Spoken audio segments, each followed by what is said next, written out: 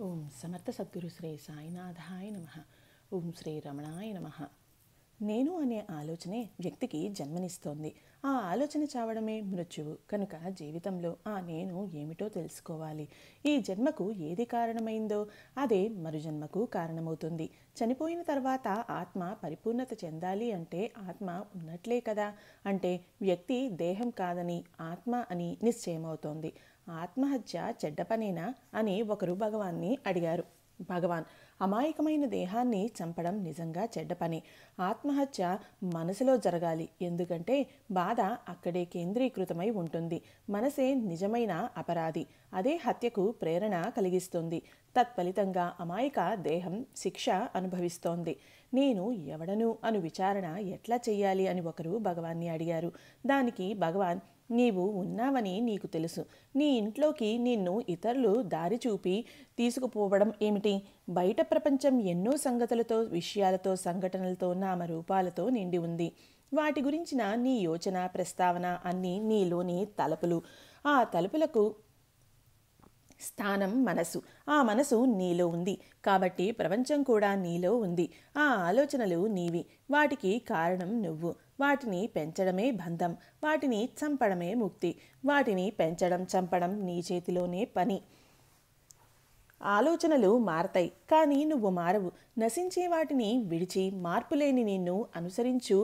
ఏం చెయ్యడానికి, ఏది నిర్ణయించుకోవడానికి సామర్థ్యం నీలో ఉంది కనుక ఆలోచించడం మాననవసరం లేదు. వాటి మూలం ఏదో వెతికి పట్టుకో. నేను ఎవరు అనే విచారం ఉందే, అది కేవలం ఆలోచన విధానం కాదు. హృదయం ప్రేమభావంతో నిండటం, తానుగా ఉండటం, సదా నిశ్చలంగా లోదృష్టి కలిగి ఉండటం, అది అనుభవంలో ఉండటం. అటువంటి దానికి కొందరు అరుదుగా అదుపులో ఉంటారు. స్వచ్ఛమైన, నిర్మలమైన, పవిత్రమైన, నిష్కారణమైన శాంతి, ఆనందం లోపల నుంచి పెళ్ళుబికి రావాలి. వాటిని ఫీల్ కావాలి. అది ఆలోచనారహితమైన స్ఫురణ. విచారణ ఉద్దేశం వీలైనంత ఎక్కువ కాలం తానుగా ఉండటం. ఎవరు నువ్వు అని ఎవరైనా నిన్ను అడిగితే నేను ఫలానా అని అంటావు, అవునా? కానీ నువ్వు దేహం కాదు. దేహం నన్ను నిర్మించింది అని అనిపించినప్పుడు ఈ దేహం ఎవరిది అనే సంశయం సహజంగా కలుగుతుంది. కానీ వెంటనే ఈ దేహం నాది అని అంటావు. అంటే నువ్వు దేహానికి భిన్నంగా ఉన్నావన్న మాటే కదా. నువ్వు భోక్తవు, దేహం భోజ్యం అయినప్పుడు దేహం నీకు భిన్నంగా ఉందని తెలుస్తోంది. కానీ నిజానికి నీకు నీ దేహానికి మధ్య విభాగం నీకు అర్థం కావడం లేదు. అంటే అసలు నువ్వు ఎవరివో నీకు అర్థం కావడం లేదన్నమాట. తాను ఉన్నానని అందరికీ ఎరుకే, కానీ ఆ తానెవరో మాత్రం ఎవరికీ తెలియదు. అందరి పేరు నేను, సర్వేశ్వరుడికైనా నేనే పేరు. ఉన్నది ఆ నేను ఒక్కటే. అదే అసలు నేనే. అదే ఆత్మ. దాన్ని తెలుసుకునేందుకు ఇంకో నేను లేదు. కానీ దేహాత్మ బుద్ధి వల్ల నేను నాది, నేను అది, నేను ఇది అని అంటాం. ఆ నేను ఏమిటో, మధ్యలో అది ఎక్కడ పుట్టిందో దాన్ని తెలుసుకోవడమే విచారణ మార్గం. విచారణ మార్గం అన్వేషణ కాదు, అంతర్యుద్ధం. అహం పూర్తిగా ఆత్మలో లీనమయ్యే వరకు సాగే పోరాటం. దానికో పద్ధతి, సిద్ధాంతం, నియమం, దీక్ష, ఉపదేశం, మతం, సాంప్రదాయం ఏమీ లేదు. అది మానసికం కాదు. కానీ మనసు దానికి సంపూర్ణ ఎరుకలో ఉండాలి.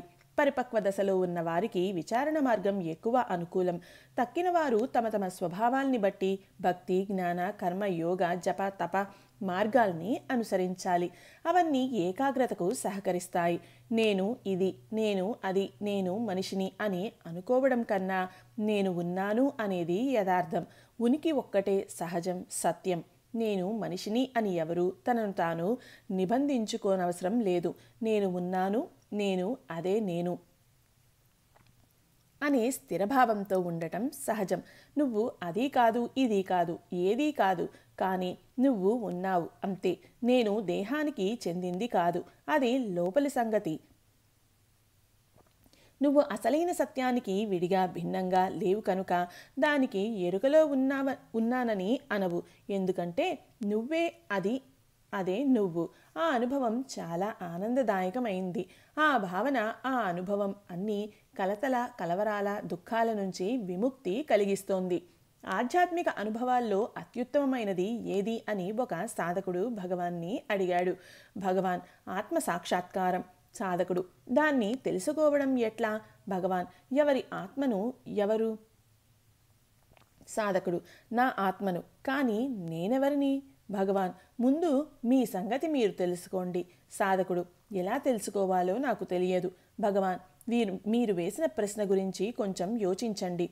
నాకు తెలియదు అని అంటున్నవారు ఎవరో ముందు వారిని తెలుసుకోండి. అలాగే మీరు వేసిన ప్రశ్న నేను ఎవరో ఆ తెలియనిది ఏమిటో తెలుసుకోండి. సాధకుడు ఎవరో ఏదో నాలోంచి పలుకుతోంది. భగవాన్ ఆ ఎవరో ఏదో ఏమిటి? సాధకుడు బహుశా ఏదో శక్తి కావచ్చు. భగవాన్ దాన్నే తెలుసుకోండి. సాధకుడు అసలు నేను ఎందుకు పుట్టాను? భగవాన్ పుట్టింది ఎవరు? మీ ప్రశ్నలన్నింటికీ ఒకే సమాధానం ఉంది. సాధకుడు నేను ఎవరిని? భగవాన్ నవ్వుతూ మీరు నన్ను పరీక్షించా మీరు ఎవరో మీరే తెలుసుకోవాలి. సాధకుడు ఎంత యత్నించినా నేను పోతున్నాను. కనీసం అది స్పష్టంగా కనిపించడం లేదు. భగవాన్ మీలో నేను అంటూ స్పష్టంగా తెలియడం లేదా? అయితే నేనులు ఉన్నాయా? ఒక నేను తెలియకుండా కనబడకుండా ఉన్నాయా?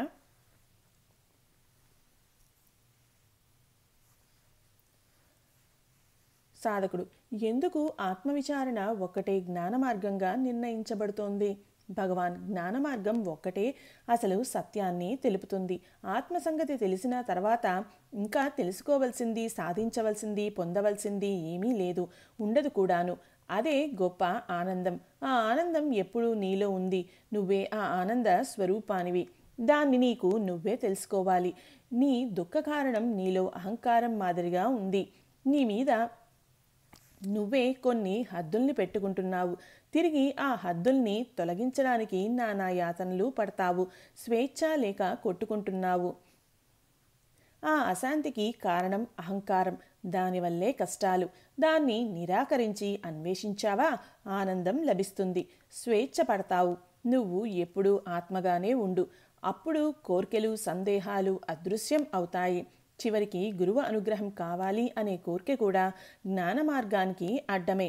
ఆత్మను విడిచి అన్యంగా తలచిన బాధ, కష్టం, దుఃఖం, అశాంతి తప్పవు.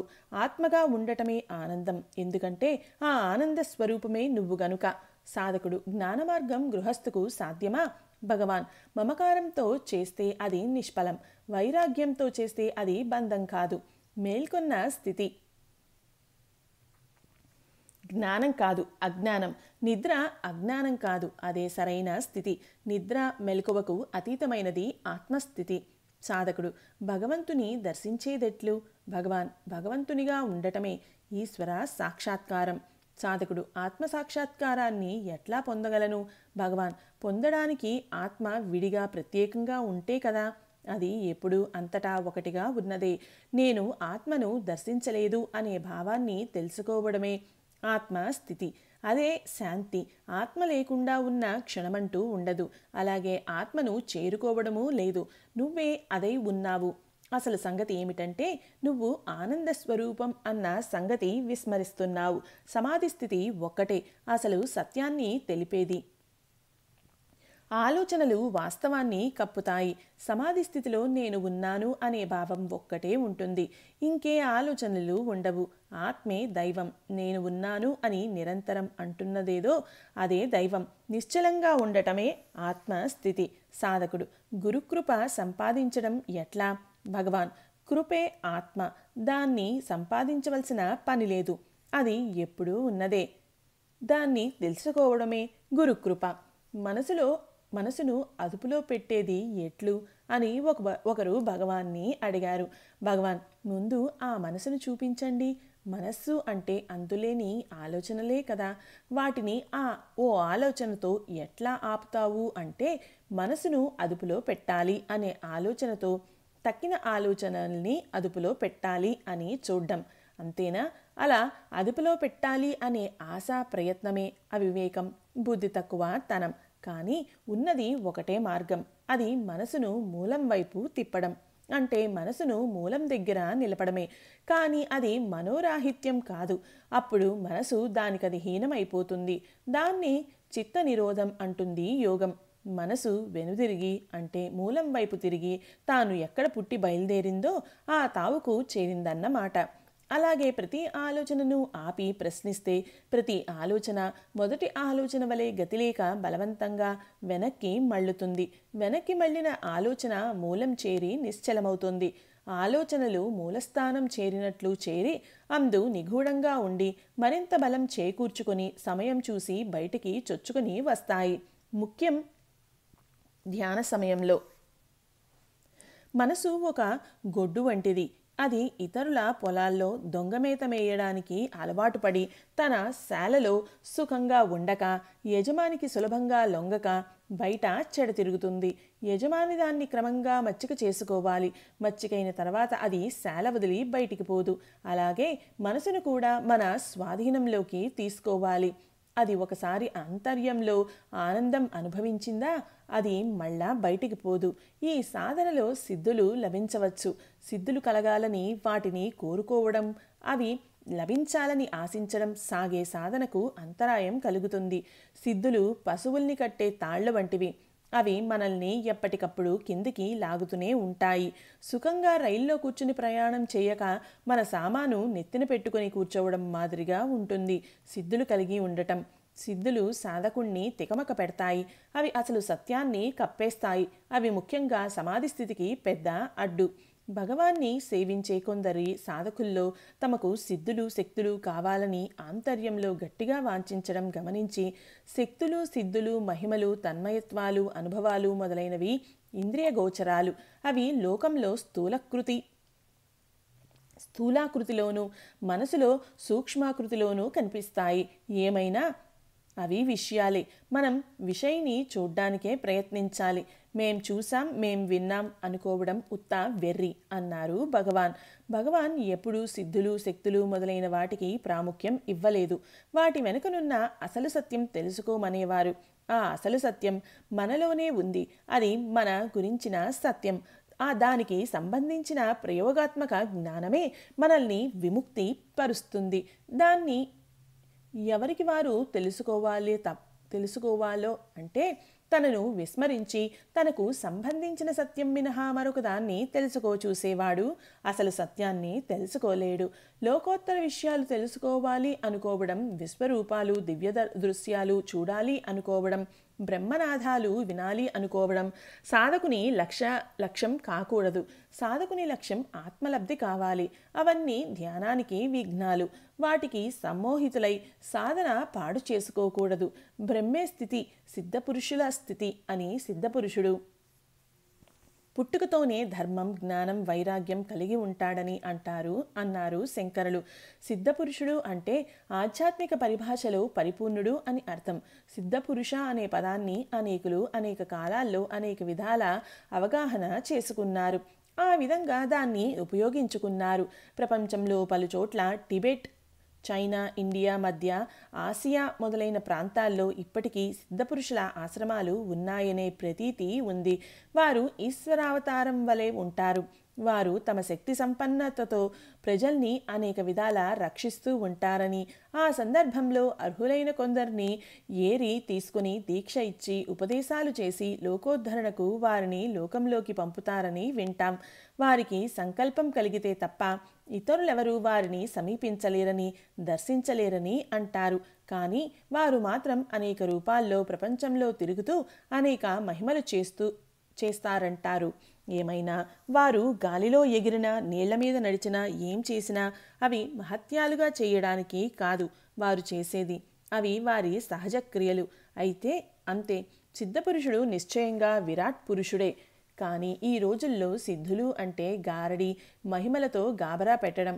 కానీ ఎంత గొప్ప గారడీ చేసిన వానిని మనం సిద్ధపురుషుడు అనము. అదే ఏ అడవుల్లోనో కొండల్లోనో కాషాయం కట్టో జడలు పెంచో మహత్యాలు చేస్తేనో ఆశ్చర్యపోయి దాన్నే అద్భుత మహిమగా చెప్పుకొని అతన్ని సిద్ధపురుషుడని అనకపోయినా చాలా వరకు వానిని సిద్ధపురుషుడుగానే తీసుకుంటాం. వారు చేసే మహత్యాల్ని దివ్యత్వానికి ఎత్తేస్తాం. భగవాన్ సిద్ధుల్ని ప్రోత్సహించలేదు. పైగా అవి అసహజ స్థితికి దోహదకారులని కొట్టేశారు. అసలు మనం ఏమై ఉన్నామో ఆ పరమసత్యాన్ని తెలుసుకోవడమే సహజ స్థితిలో నిలవడం. అదే నిజమైన సిద్ధి. నిత్యాత్మ దృష్టి కలవానికి తప పరిపాకంచే పక్వదశ యందు సిద్ధులు కలుగుతాయి. స్వప్నంలో పొందిన దాన్ని మెలకువలో చేపట్టగలమా? సిద్ధులు అంతే. కానీ సిద్ధులు అనగానే అణిమ లఘిమ వంటి అసహజమైన అస్వాభావికమైన శక్తులు అనుకుంటారు. సిద్ధులు సహజంగా నిజంగా మన సొంతం కావు. అవి ఎప్పటికీ మనవిగా ఉండవు. అవి త్వరలోనే పోతాయి. ఎందుకంటే అవి వాస్తవం కావు, అసత్యమైనవి. అవి అహంకార జనితాలు. సిద్ధులను పొందినవారు బందీలై అజ్ఞానంలో కూరుకుపోతారు. అల్పమైన మహిమలు చేయడం వల్ల సాధకులు నిస్సందేహంగా పతనం అవుతారు. అప్పుడు అది పరిపూర్ణత చెందని సాధన మాత్రమే అవుతుంది. ప్రజల్ని ఆకర్షించి పేరు ప్రఖ్యాతులు సంపాదించాలని సాధన చేసి సంపాదించే శక్తులు మనసును తమ ఇష్టప్రకారం నడుచుకునే స్థితికి తీసుకుపోతాయి. అదే అహమిక. క్రమంగా అతడు భ్రష్టుడవుతాడు, జారిపడతాడు. నిజమైన సాధకుడు నిరహంకార స్థితిని పొందేలోపుగా అప్రయత్నంగా అతనికి సిద్ధులు లభిస్తాయి. అవి వ్యామోహ కరములు, సాధకునికి అభివృద్ధి నిరోధకాలు. కానీ అతడు ఆ సిద్ధుల్ని నిరాకరిస్తాడు. సహజ స్థితి ఏర్పడ్డ తర్వాత సిద్ధులు లభిస్తే వారికి వాటి ప్రసక్తే ఉండదు. కానీ అవి వారిని ఏమాత్రం కదిలించవు.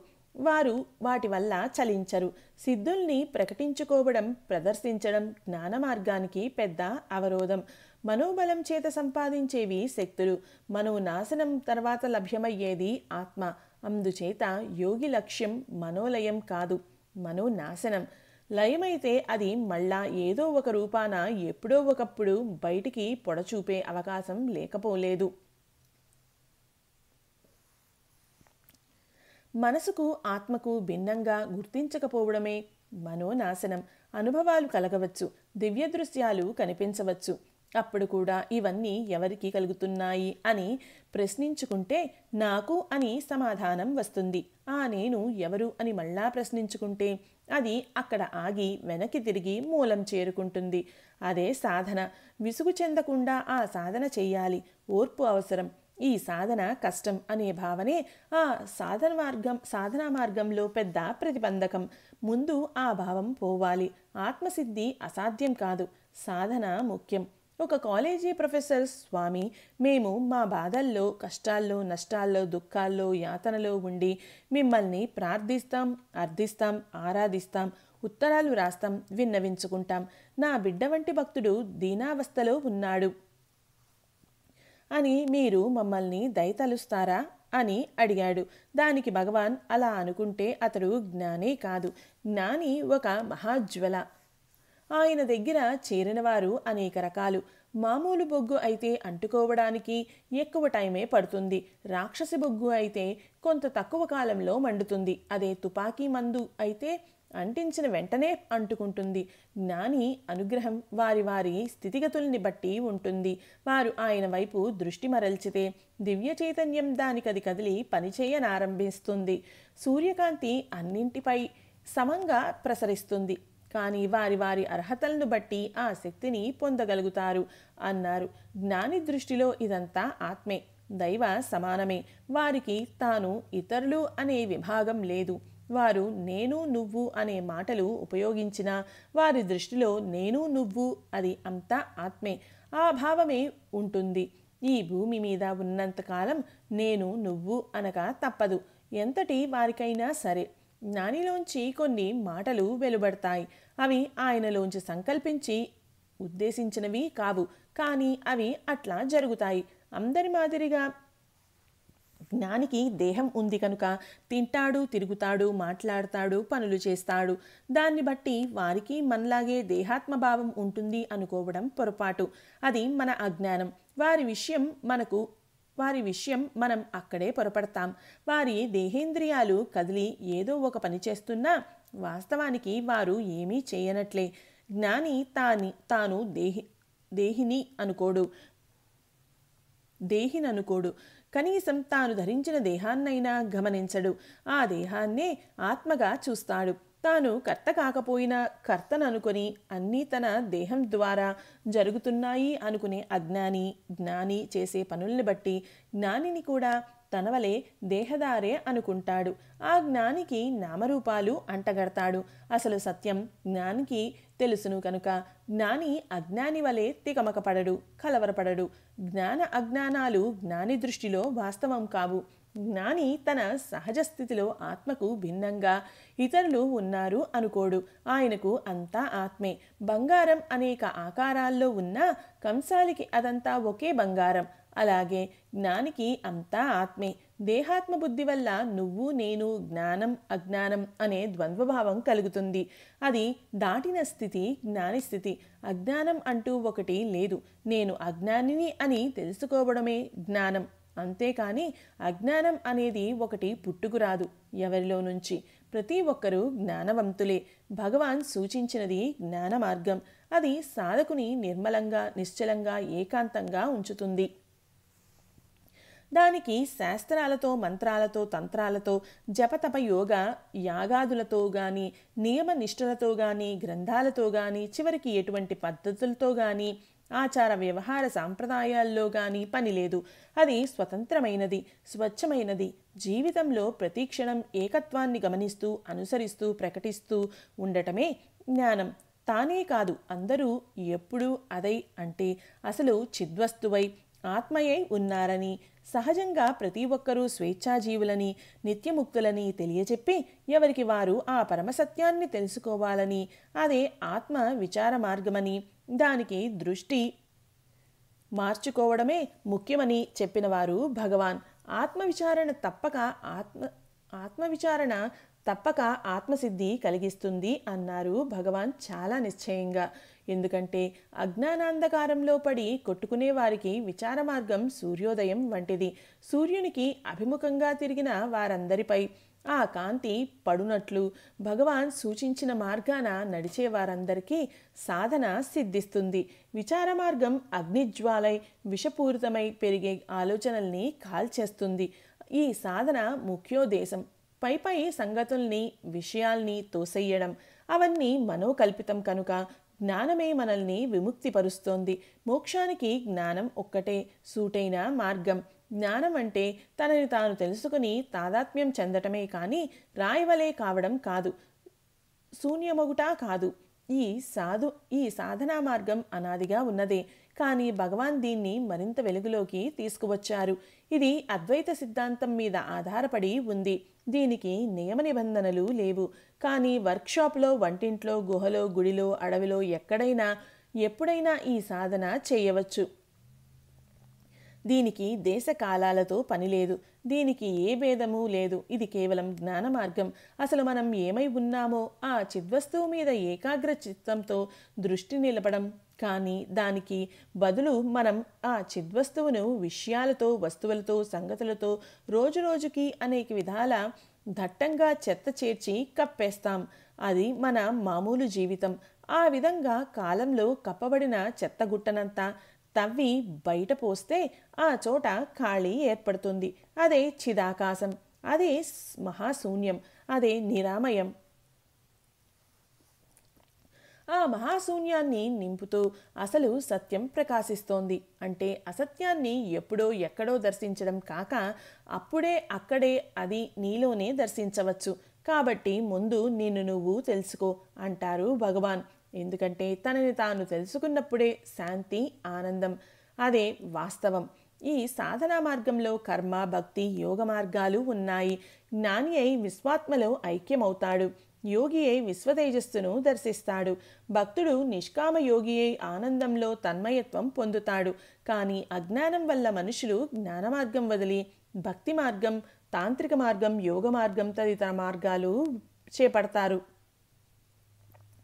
తన నుంచి మినహా బయట ప్రపంచం నుంచి సత్యాన్ని తెలుసుకోదలిస్తే అది నిజమైన జ్ఞానం కాదు. అది మనిషికి ఆనందాన్ని ఇవ్వదు.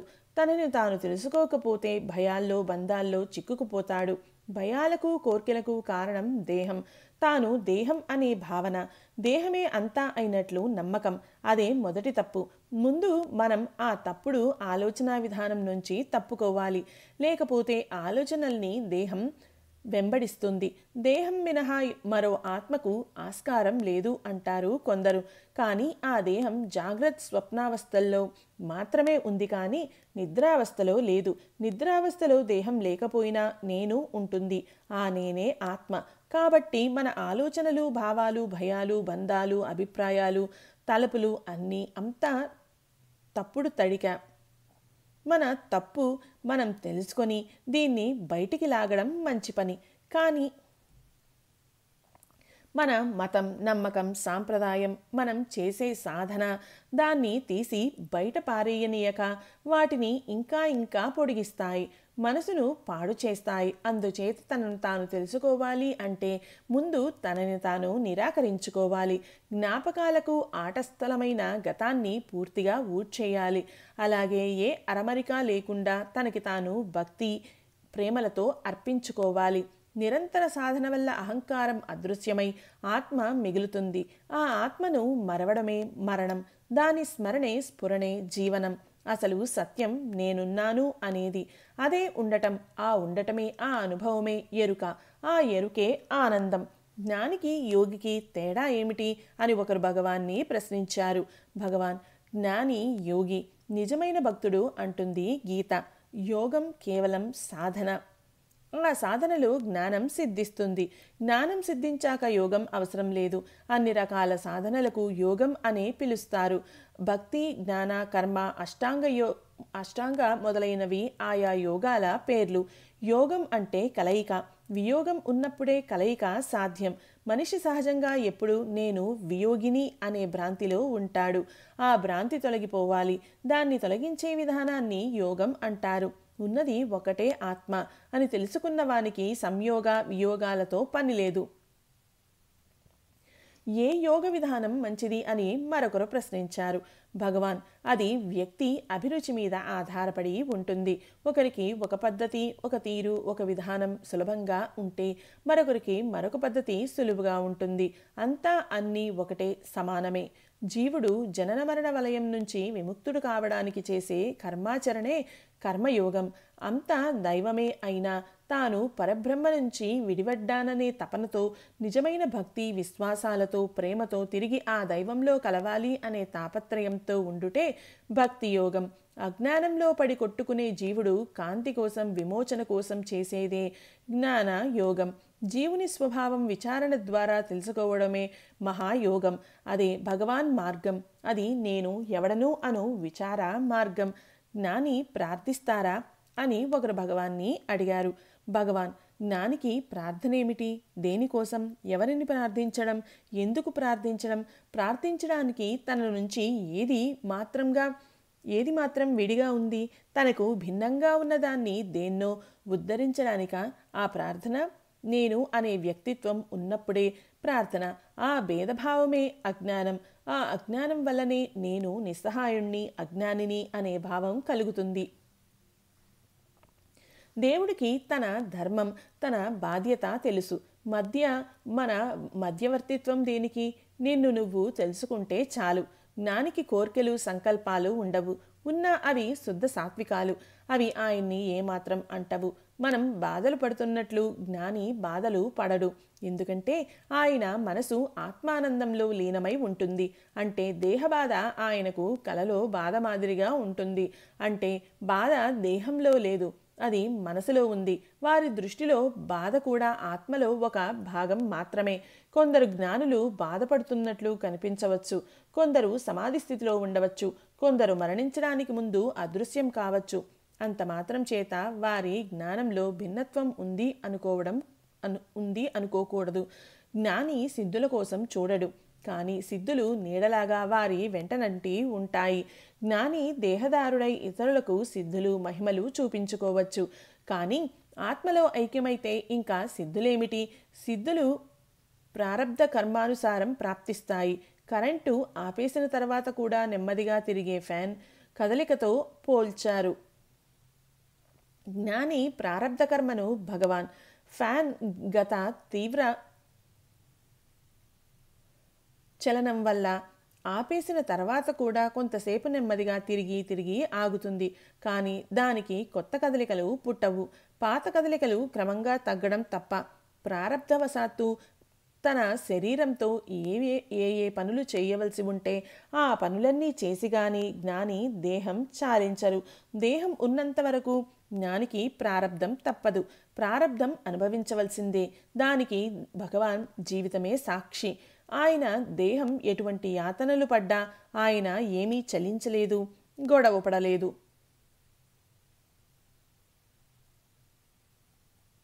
ఓం సమర్థ సద్గురు శ్రీ సాయినాథాయ నమః. ఓం శ్రీ రమణాయ నమః.